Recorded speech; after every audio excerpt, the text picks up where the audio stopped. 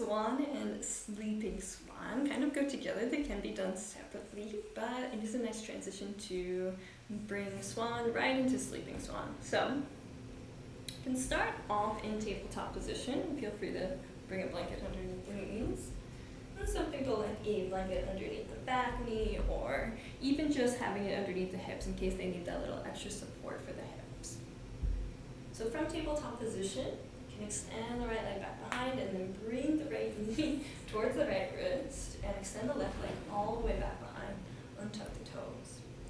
So for Swan, we're going to stay lifted up through the chest here, and I like to usually start off Sleeping Swan like this as well, so even if you don't go all the way down, that's okay. I also like to encourage students, if it's okay in the body to even bring a couple of blocks underneath their hands. It gets a little bit more lift through the chest. Here's a little bit of work in supporting the torso up right here, but it shouldn't be horribly forceful to keep the chest a little higher up. Also, for this portion of it, I like to take a little bit of engagement through the top of the left thigh and holding for about a minute or two before lowering down into Sleeping Swan.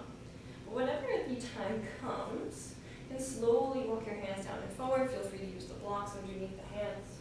You can always rest the forearms down and bring all the way chest down to the ground as well. A palm pillow is usually nice, or resting the forearms one on top of the other if they need a little bit more support for the head. You can always just instruct to relax through the arms here and lower all the way down.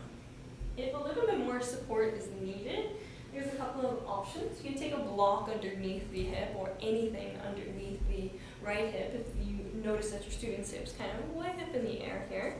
And placing a block underneath the right hip so they can feel into the support of the block. Again, block, bolster, or blanket can be used here. And if you do use the bigger bolster, it can be placed right underneath the hips. So kind of almost as a sitting point for people. This is a lot of support, but it is nice to really give into it. And of course, the other bolster is more than an option as well. So ideally, we want the right knee up towards the right wrist. But it can be a little further out if a little bit more external rotation is required. One more way to support here is to bring the bolster underneath the chest. Kind of like how you would support yourself in a child's pose. You can always bring the chin down, you can bring the forehead down, and letting this be a stopping point. This is a nice option if they do need a little bit more height here, they can't quite come down. And you also don't want to be holding up within the arms. How we come out with the pose is slowly walking the hands back in towards the hips. Head is the last thing to lift up out of the posture. And a couple of different options. You can tuck the left toes underneath, bring the left knee a little closer, and then maybe just extend the right leg back behind, some big knee circles.